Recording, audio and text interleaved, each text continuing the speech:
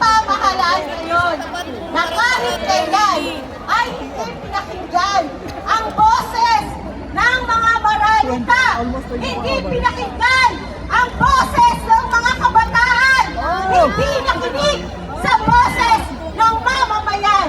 Tama po ba ako? Napakasaya po! Napakasaya ni Nanay Mimi kasi nakakausap na naman ang mga Junakis ng scholar ng bayan mula sa UP Diliman. Masayang-masaya kami sa hanay ng mga maralita sa ilalim ng kalipunan na bayang mahihirap dahil nakikita namin ang mga kabataang kaharap ko ngayon na may talino, may lakas, at may paninindigan. Tama po ba? Maninindigan tayong lahat para hingin ang tagumpay na matagal na natin gustong makamit. Maninindigan tayo para patuloy na ano? Ano ang kailangan natin gawin? Panagutin natin ang mga kurap! Gusto po ba natin ng tuluyang makakonvict si Rodrigo Duterte? Gusto ba natin na tuluyang makakonvict hanggang sa Senado si Sara Duterte? Masaya po ako dahil kaparehas ko ang inyong paninindigan. Kaparehas ng lahat ng mga kabataan na nandito sa ipagladong ito. Sabihin mo! Masaya kami!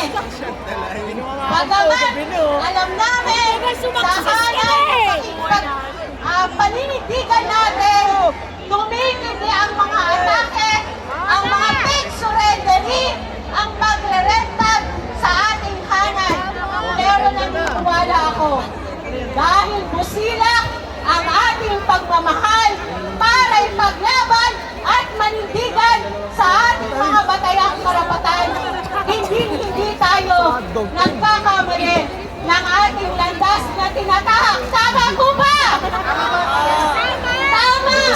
At gagamitin natin ang lahat ng ating lakas, ng inyong mga talino, ng inyong mga kakayanan para isulong ang isang lipunan na maglilingkod hindi lamang para sa mga kabataan, kung hindi pati sa taong bayan, lalong-lalo na po sa hanay ng mga maralitang katulad namin na magkaroon man ng kalamidad, magkaroon man ng pang-aatake, alam namin, nandyan ang scholar ng bayan para tumindig at makiisa sa aming laban sa anumang mga kamunidad sa ating bansa. Umulan o umaraw man, maputik man ang bawat iskinita, naroon kayo. Kayo ang magsisilbi naming mga guro. Bagamat hindi kami nakapagtapos, alam namin, nasa inyong mga talino ang ipapasa sa aming mga kananayan sa komunidad para matuto kami ipaglaban ang aming mga karapatan. Tama ba, mga kabataan?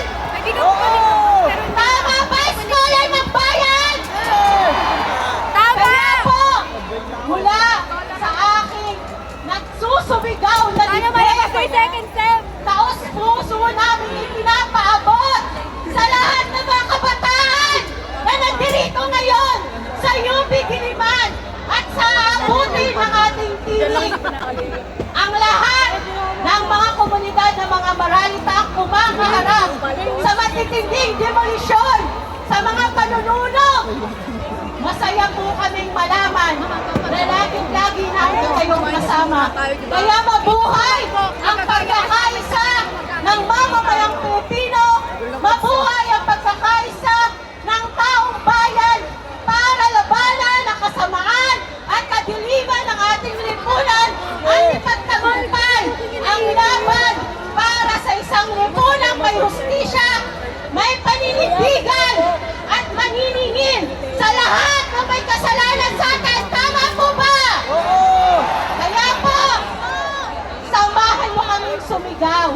Isigaw na